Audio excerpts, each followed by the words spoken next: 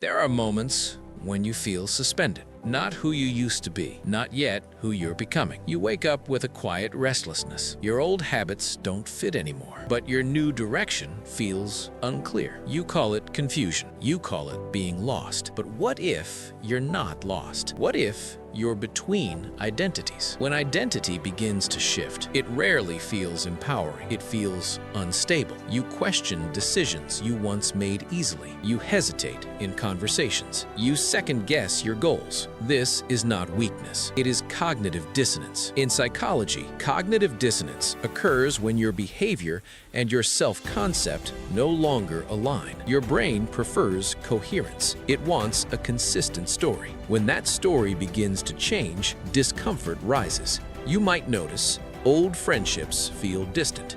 Old ambitions feel shallow. Old coping strategies feel exhausting. Yet the new version of you is undefined.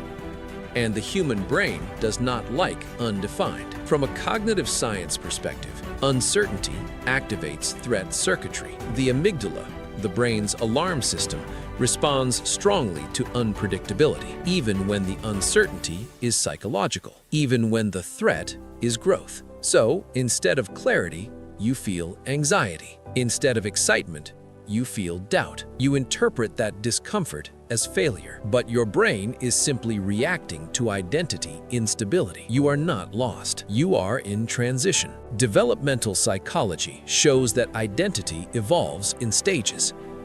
There are periods of consolidation and periods of exploration. Exploration feels messy. It feels like standing in fog. But fog does not mean you are off course. It means you are between structures. Personality is not fixed hardware. It is adaptive software. It updates based on experience, and updates require temporary instability.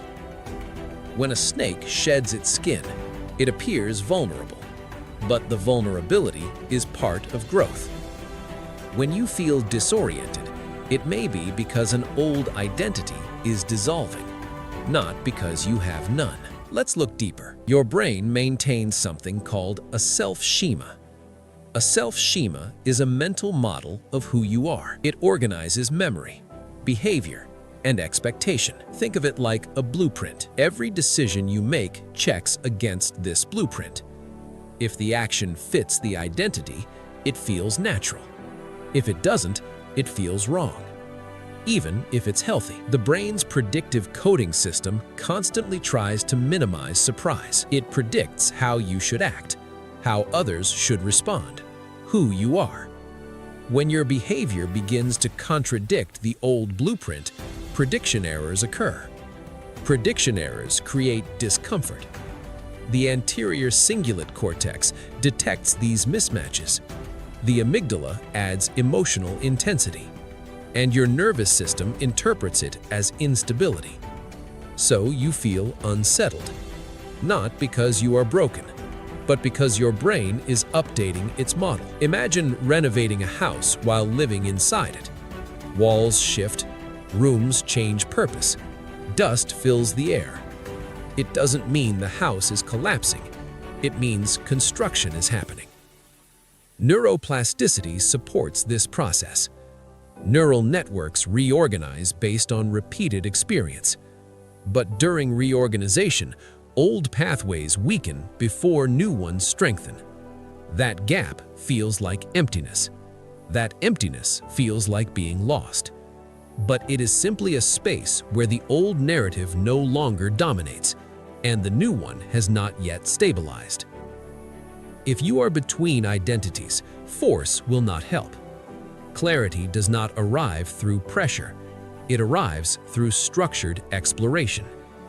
Here are 4 principles grounded in psychology. In identity theory, transitional periods are called moratorium periods. They are not failures. They are active search phases. When you label this period as development rather than dysfunction, stress decreases. The prefrontal cortex regains regulatory control. Language matters. Instead of "I'm lost," try "I'm restructuring."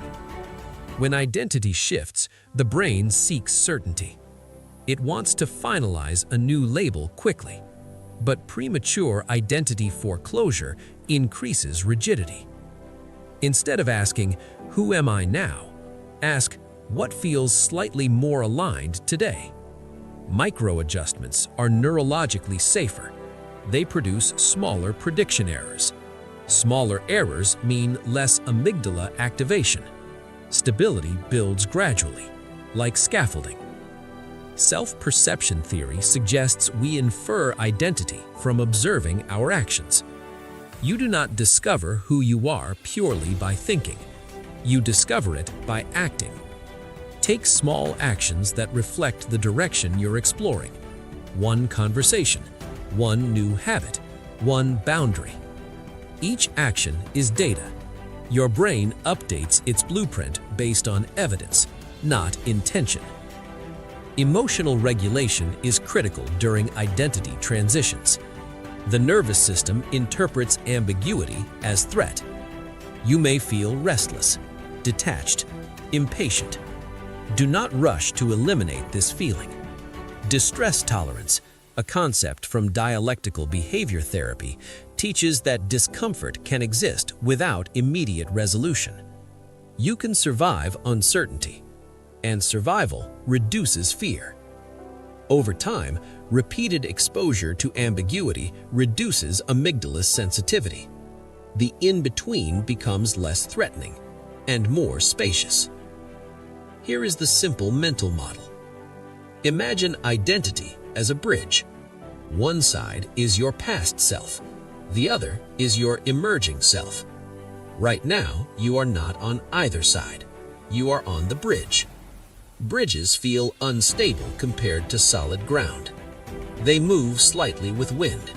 They sway under weight. But they are designed for transition. If you try to run back to the old side, it may feel familiar, but it will feel restrictive. If you try to leap too quickly to the new side, you may panic. So you walk, step by step. The brain adapts to repeated safe crossings. Each step strengthens neural certainty. Eventually, the new side feels solid, not because confusion disappeared, but because repetition created structure. You are not behind. You are not broken.